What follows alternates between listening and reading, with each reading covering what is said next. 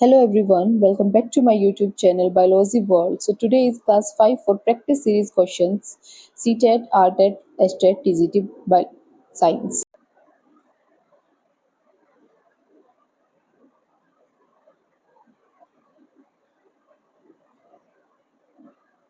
So the first question is a ray of light is incident on the reflecting surface of a plane mirror. If the incident ray makes an angle of 40 degree with the reflecting surface, the angle between incident ray and the corresponding reflected ray. Okay तो आपको find out करना है कि total angle निकालना है आपको basically angle I plus angle R total angle ऐसे निकलेगा आई और आर को दोनों को प्लस करना है आपने बट पहले आपको फाइंड आउट करना होगा कि आई कितना है और आर कितना है आपको दिया हुआ है if the incident ray make an angle incident ray से कौन सा एंगल बन रहा है 40 एंड एंगल आई टोटल कितना होता है 90 so if we subtract 90 minus 40 we get 50 angle I होगा 50 and angle I is equals to angle I is equal to angle R so 50-50 आ गए आपके दोनों एंड इनका टोटल क्या होगा 100 50 प्लस 50 एंगल आई और आर so total होगा 100 so option B is correct option for this question. Next question is a train starts from station A on 6/10/2021 at 22 and 15 hours and reaches the station B on 9/10/2021 at 4:15 hours. If the distance between the two stations is 1890 km, the average speed आपको average speed निकाली train की जितना date वगैरह देके ये complicated बनाया गया है ऐसा कुछ है नहीं इसमें सिर्फ आपको टोटल टाइम कैलकुलेट करना है ठीक है फॉर्मूला क्या होता है स्पीड का एवरेज स्पीड का फॉर्मूला क्या होता है total distance upon total time ठीक है जब आप टोटल टाइम कैलकुलेट करते हैं यहाँ पे सो आप यू कैन कैलकुलेट यहाँ पे 54 हावर्स के अप्रॉक्स आ जाएगा आपका ठीक है एंड टोटल डिस्टेंस कितना है 1890 डिवाइड बाई 54 ओके सो आपका आंसर आएगा 35 option A is correct for this question. Next question is which of the following activity can be used for identification of north and south poles of a magnet? Bringing the magnet close to a piece of iron nail, dipping the magnet in a heap of iron filling, okay, bringing the magnet close to another magnet, freely suspending the magnet from the middle. Okay so इसको find out करने का best जो तरीका होता है आपका वो होता है कि आप मैग्नेट को फ्री छोड़ दीजिए ठीक है फ्रीली हैंग करेंगे ना उसको तो वो अपनी जो नॉर्थ जोग्राफिकल नॉर्थ जो डायरेक्शन होती है उसमें नॉर्थ साउथ डायरेक्शन में ही हैंग होगा मैग्नेट को आप कभी भी करके देख सकते हो ये तो अपने घर पे आपके पास अगर कोई मैग्नेट है जब आप उसको फ्रीली हैंग करते हैं तो वो अपने नॉर्थ साउथ डायरेक्शन में ही मिलेगा आपको. Next question is the distance time graph of an object is a straight line which of the following interface can be drawn about its state of motion. Okay आपको distance time graph दिया गया है ठीक है एक object का जिसमें straight line है इसमें से बताना है आपको कि कौन सा इंटरफेस ड्रॉन किया जाएगा उनके स्टेट ऑफ मोशन को बताने के लिए.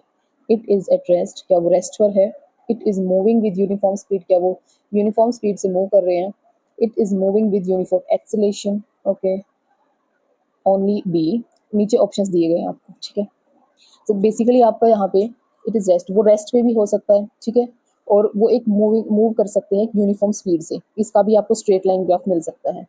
सो आपकी statements A and B are correct for this question. या B option is correct for this question. Okay next question is iron filling stick mostly at जो आयरन फिलिंग होती है वो कहाँ पर स्टिक करती है मिडिल में ओनली मिडिल में एवरीवेयर कहीं भी इसमें पूछा है मैग्नेट के सॉरी इंग्लिश में जो टाइपिंग है उसमें मैग्नेट वर्ड नहीं दिया हुआ है इसमें पूछा है कि आयरन फिलिंग जो होती है वो मैग्नेट के किस हिस्से पे चिपकती है so as we all know वो पोल्स पर ज़्यादा अटैच होंगी. Okay next question is speed of sound is least और मैक्सिमम इन जो साउंड होती है उसकी स्पीड ये क्वेश्चन आई थिंक मैंने पहले भी करवाया and it's a very basic और वेरी इंपॉर्टेंट क्वेश्चन बच्चे बहुत कंफ्यूज होते हैं इसमें. Speed of sound is least, सबसे कम किस में होती है साउंड की स्पीड और सबसे ज़्यादा किस में होती है। सो साउंड को ट्रेवल करने के लिए एक मीडियम की ज़रूरत होती है, ओके।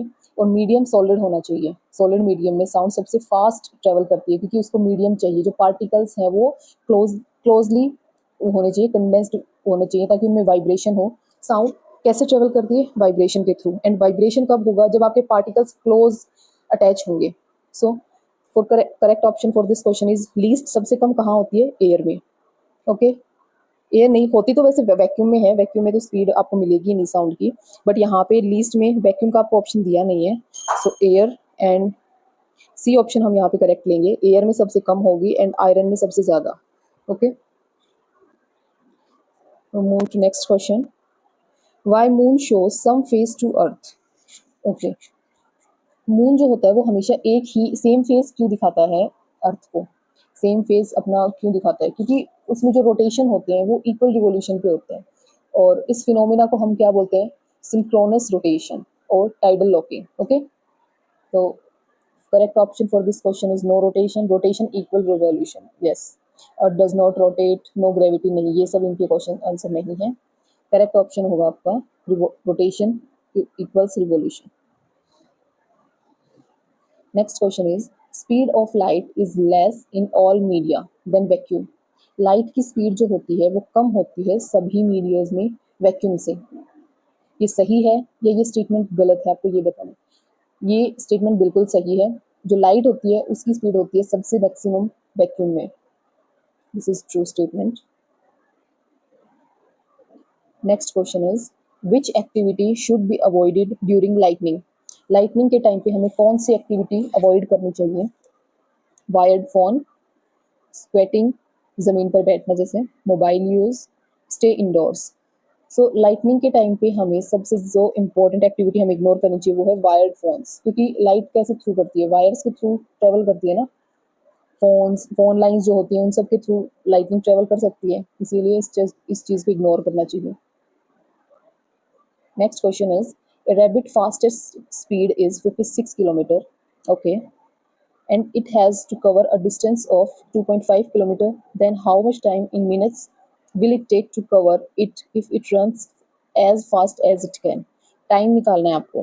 टाइम का फॉर्मूला क्या होता है, time is equals to distance upon speed, ठीक है। यहाँ पे स्पीड और डिस्टेंस आपको दी हुई है, so we can find out, और हमें मिनट्स के अंदर निकालना है, तो हम क्या करेंगे, इसको मल्टीप्लाई करेंगे 60 से, 56 60, और आपका यहाँ पर टाइम आ जाएगा। सो कैलकुलेशन के बाद आपका टाइम अप्रॉक्स यहाँ पे आएगा 3 minutes. Correct option is a. बहुत बेसिक से क्वेश्चंस पूछे जाते हैं सीटेट में, जो न्यूमेरिकल्स होते हैं वो भी नॉर्मल फॉर्मूलाज के ऊपर, आपको बहुत डीप नहीं पूछे जाते हैं, so you can easily do this।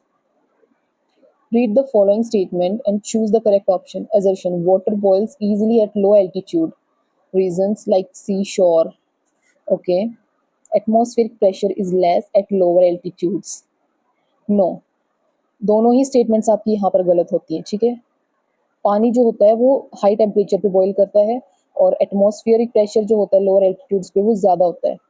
High altitude पे जब हम जाते हैं तो एटमॉस्फेरिक प्रेशर वहाँ पर कम हो जाता है, वहाँ पे लेस होता है। So both the statements are incorrect here, so correct option for this question is 4। Next question is, which of the following statement is not correct. इनमें से कौन सी स्टेटमेंट करेक्ट नहीं है। Metal react with acids to produce metal salt and hydrogen gas, okay. Generally metals are good conductor of electricity and heat, ये भी true है, ये भी ट्रू है। Metallic oxides are acidic in nature, no, they are basic, basic होते हैं metallic oxides. Some metals react with water to produce metal hydroxides and hydrogen gas, okay, this is also true. तो यहाँ पर आपकी एक ही statement गलत होती है, वो है C statement. Correct option for this question is C. जो मेटलिक ऑक्साइड्स होते हैं उनका नेचर बेसिक होता है, ना कि एसिडिक, ओके।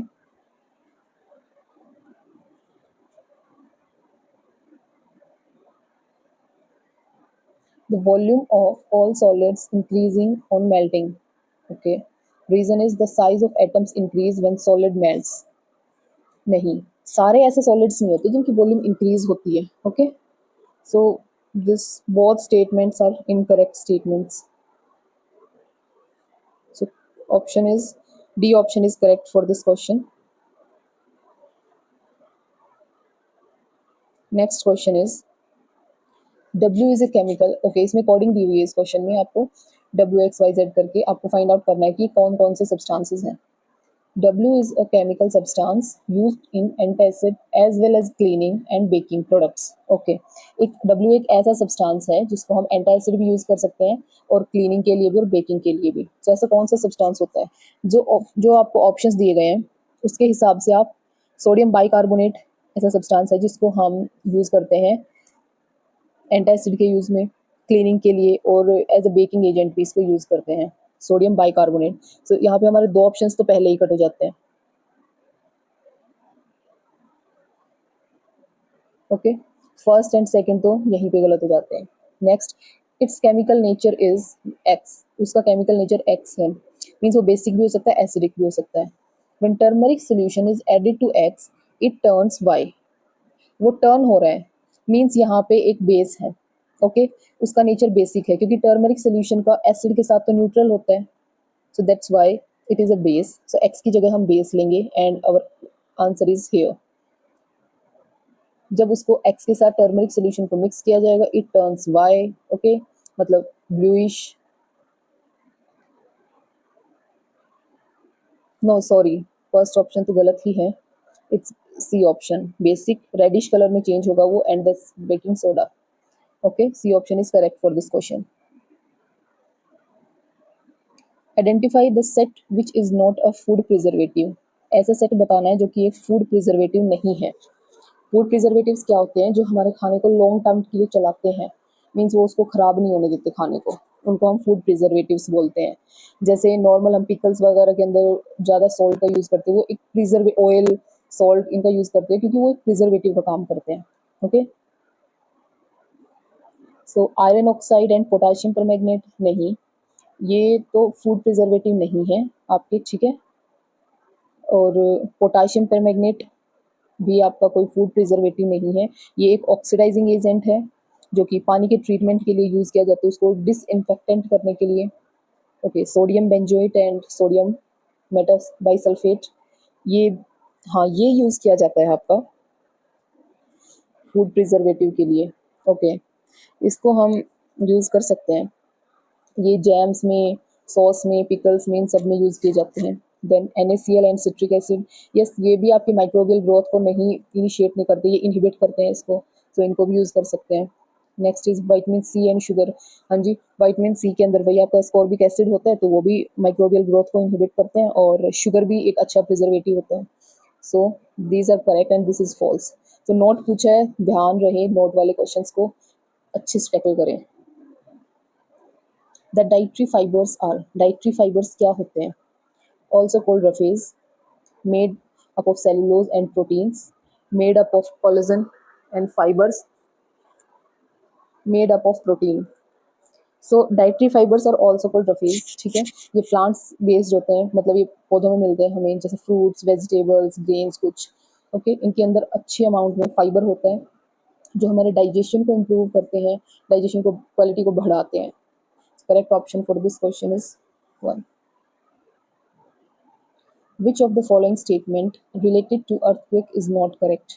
Okay, earthquake से लेकर कौन सी statement correct नहीं है? The Richter scale is not linear but logarithmic. Okay, the seismic wave originated from focus. Okay, the record of the seismic wave is called seismograph. Okay, this statement is false because seismic graph वो graph होता है जो कि represent करता है waves को और उनकी डिटेक्ट की हुई एक्टिविटीज को. ठीक है, सेस्मिक ग्राफ वो नहीं होता जो उसके रिकॉर्ड को रखता है. So this is true for this question. C option is correct for this question. The gas which form carboxy haemoglobin in the blood causing suffocation is carbon dioxide, no. Chlorofluorocarbon, no. Carbon monoxide, yes. Nitrogen, no. Carbon monoxide जो होती है ना, उसके पास high affinity होती है कि वो oxygen से ज़्यादा जल्दी हमारे हीमोग्लोबिन से बाइंड कर जाए. ठीक है, 200 to 250 टाइम्स ज़्यादा एफिनिटी होती है, और वो हमारे ऑक्सीजन को बैक कर देती है, मतलब उसको हटा देती है और खुद बाइंड हो जाती है, और जिससे हमें सफोकेशन हो जाती है। So it's very dangerous gas. ये काफ़ी बार अगर ज़्यादा टाइम तक ये हम इनहेल करते हैं तो इससे पर्सन की डेथ भी हो सकती है। Next question is the gases present in atmosphere that cause greenhouse effect gases. Okay, carbon dioxide, okay, sulphur नहीं, सल्फर एक एसिडिक रेन कॉज करता है but greenhouse effect cause नहीं करता है sulphur. Okay, nitrous oxide, oxygen, oxygen तो होगा ही नहीं, methane, water vapours, carbon dioxide, yes, C option is correct. क्योंकि मीथेन क्या प्रोड्यूस करते हैं, मीथेन कब प्रोड्यूस होते हैं पहले तो ये देखिए, जब कोल, गैस, ऑयल ये सब कुछ को ट्रांसपोर्ट करते हैं, ट्रांसपोर्टेशन के थ्रू इन सब में मीथेन गैस प्रोड्यूस होती है। ये एक तरीके से हमारे ग्रीन हाउस इफेक्ट की गैस है, ठीक है। एग्रीकल्चरल प्रैक्टिसेस जो होती हैं उनमें भी मीथेन गैस का प्रोडक्शन होता है। CO2 जब नेचुरल प्रोसेस होते हैं उसमें भी निकलती है, ह्यूमन एक्टिविटीज़ में जैसे burning of fossil fuels, यूवीज, okay. And H2O जब हाई अमाउंट में वाटर वेपर निकलता है तो अर्थ के एटमॉस्फेयर को गर्म करता है, जो कि एक ग्रीन हाउस इफेक्ट का ही कॉज है। So C option is correct for this question. Next, carbon dioxide, oxygen, oxygen तो हम ले ही नहीं सकते। Okay, okay, that's all for today. I hope आप सभी को सेशन पसंद आया होगा। प्लीज़ लाइक करें, शेयर करें और सब्सक्राइब करें मेरे चैनल को। ऐसे ही अच्छे अच्छे क्लासेस और क्वेश्चंस देखने के लिए प्लीज़ फॉलो करें। Thank you.